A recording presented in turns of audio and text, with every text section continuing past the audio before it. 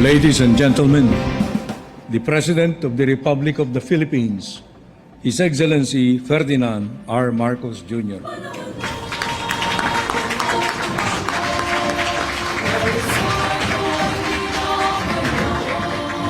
Thank you, Chief Luke, Executive Secretary, for your introduction. Please take your seat. The AFP Chief of Staff, General Romeo Browner, and the major service commanders, Philippine National Police Chief General Nick Torre, Philippine Coast Guard Commandant Admiral Ronnie Gavan, my fellow workers in government, ladies and gentlemen, good morning.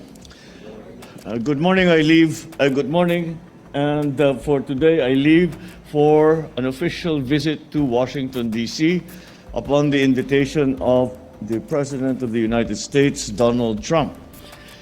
It is my first visit to Washington following the inauguration of President Trump earlier this year. I'm happy to note that this visit is the first by an ASEAN head of state to the United States under this administration. This visit builds on the active exchanges that we have had since the assumption of the new Trump administration.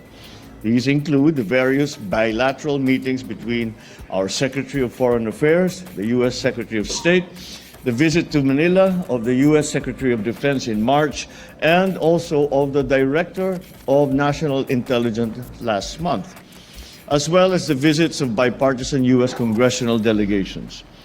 My visit to Washington, D.C., and most importantly, my meeting with President Trump, is essential to continuing to advance our national interests and strengthening our alliance.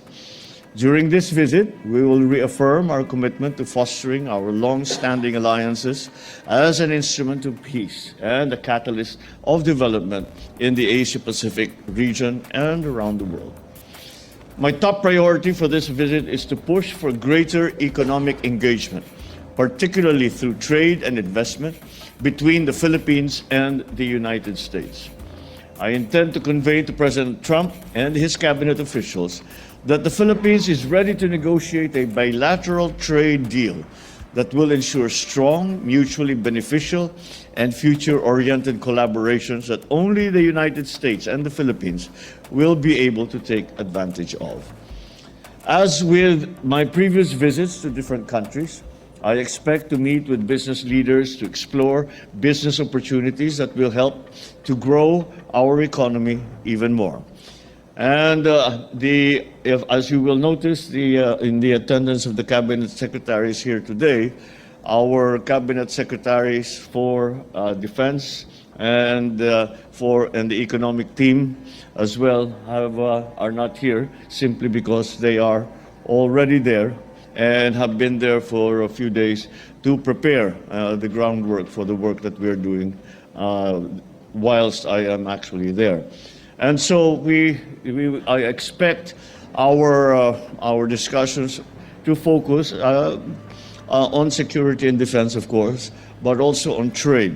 And we will see how much progress we can make when it comes to the negotiations with the United States concerning the changes that we would like to institute so as to be able to alleviate the effects of a very severe tariff schedule on the Philippines. With that, thank you very much and good morning.